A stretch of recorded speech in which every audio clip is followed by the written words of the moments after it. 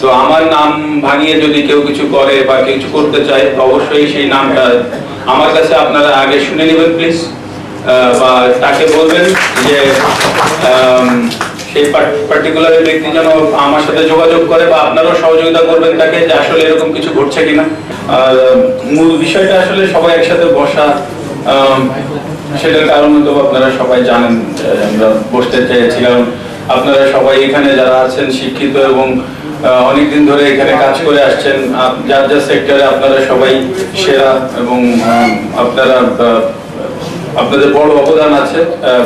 যে জায়গায় আপনারা কাজ করেছেন না কেন, এখানে এখন কাজ করছেন, এখানেও আপনাদের অনেক বড় অবদান আছে অবশ্যই। আর সার্বিকভাবে যেটা হচ্ছে, আমি আসলে আপনাদের কিভাবে সহযোগিতা করতে পারি নড়াইলকে মডেল জেলা হিসেবে গড়ে তোলার জন্য, বা আমাদের যে সমস্ত সমস্যাগুলো আছে সেইগুলো দূর করার জন্য আমরা মানে পার্টিকুলারলি আমি আপনাদের কিভাবে সহযোগিতা করতে পারি, আপনাদের রিকোয়ারমেন্ট বা আপনাদের কি হলে আমি আরো সামনের দিকে আমরা নড়াইল জেলাকে এগিয়ে নিয়ে যেতে পারবো, এটাই হচ্ছে আমি আপনাদের কিভাবে সহযোগিতা করতে পারি এবং আপনারাও আমাদের নড়াইলকে কিভাবে ডেভেলপ করে দিতে পারেন, এতটুকুই আমার ইচ্ছা এবং এতটুকুর বাইরে আমার যাওয়ার ইচ্ছাও নেই। তো আমিও আপনাদের নড়াইলবাসীর পক্ষ থেকে এবং আপনারা যারা আছেন সবাই থেকে আমি একটু আপনাদের সহযোগিতা চাচ্ছি যেন আমরা ইনশাআল্লাহ সামনে এগিয়ে যেতে পারি।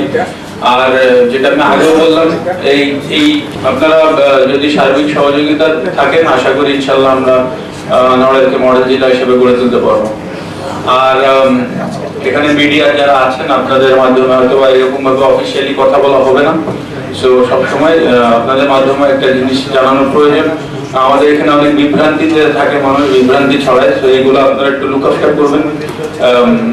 আর আমাদের অনেক সমস্যা আছে, এখানে অনেক সমস্যা আছে, শুধু সমস্যা আমরা বলি, আমাদের সমাধান কি সেটা নিয়ে আমাদের সামনে এগিয়ে যেতে হবে, শুধু সমাধানগুলো খুঁজলেই যথেষ্ট।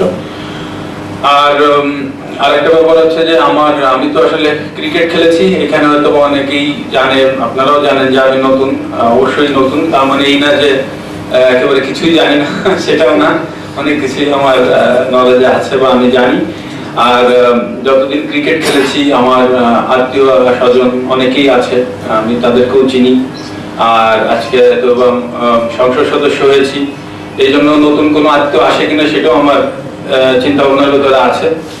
সো কাজ করার সময় আপনাদের মিডিয়া যারা আছেন আপনাদের একটা ক্লিয়ার মেসেজ দিয়ে দিই, এটা আমি আশা করি এটা আপনার নড়াইলের মানুষ যেটা জানার প্রয়োজন সেটা জানবে, যে আমার কথা বলে বা আমার পারিবারিক কথা বলে যদি কোনো সাধারণ মানুষ চাকরি থেকে শুরু করে যে কোনো জায়গায় যদি হ্যারাসমেন্ট হয় অবশ্যই আপনারা যেন আমার সাথে আলোচনা করে নেন।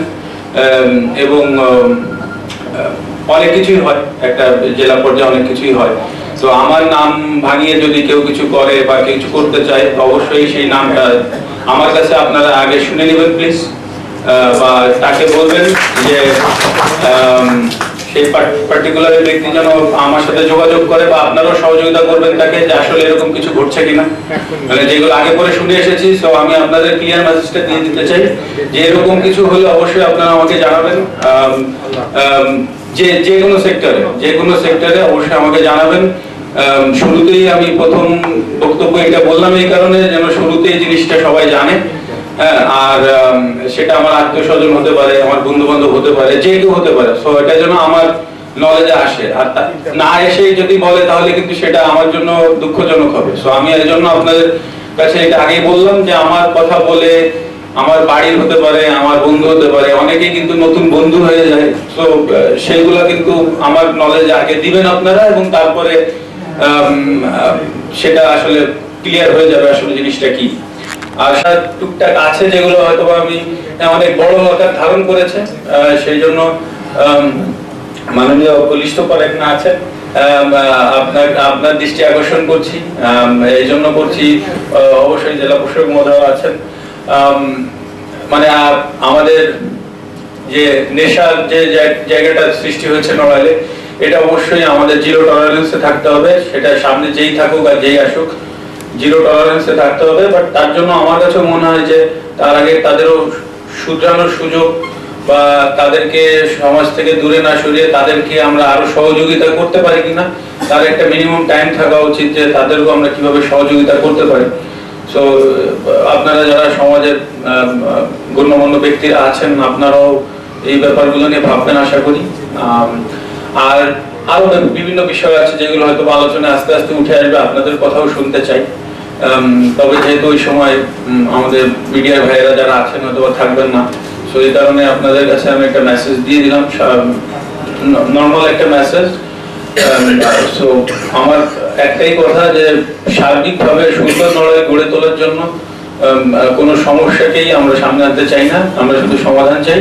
তো আপনাদের মানে আমি তো শুধু আপনাদের সহযোগিতাই চাইলাম, মানে আমার থেকেও যদি আপনাদের কোনো সহযোগিতা করার থাকে তো অবশ্যই সেটা আপনি আমাকে বলবেন যে আমি আপনাদের সর্বোচ্চ সহযোগিতা কিভাবে করতে পারি। এবং সামনে কাজ করতে যে অনেক কমপ্লেন আমি শুনেছি বিভিন্ন জায়গা থেকে এসে আপনাদের সাথে দুর্ব্যবহার করা বা বিভিন্ন কিছু করার, এগুলো অবশ্যই আপনারা আমাকে জানাবেন এবং আমরা সেভাবে অ্যাকশন নেব, সেটা যেই হোক।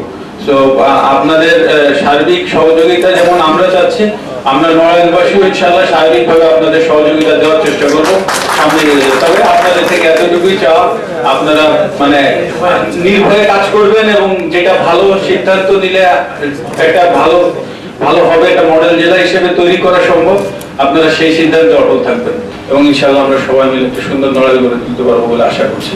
সবাই দোয়া প্রার্থী, সবাই আশা করছি আপনারা সহযোগিতা করবেন। জয় বাংলা, জয় বঙ্গবন্ধু। ধন্যবাদ।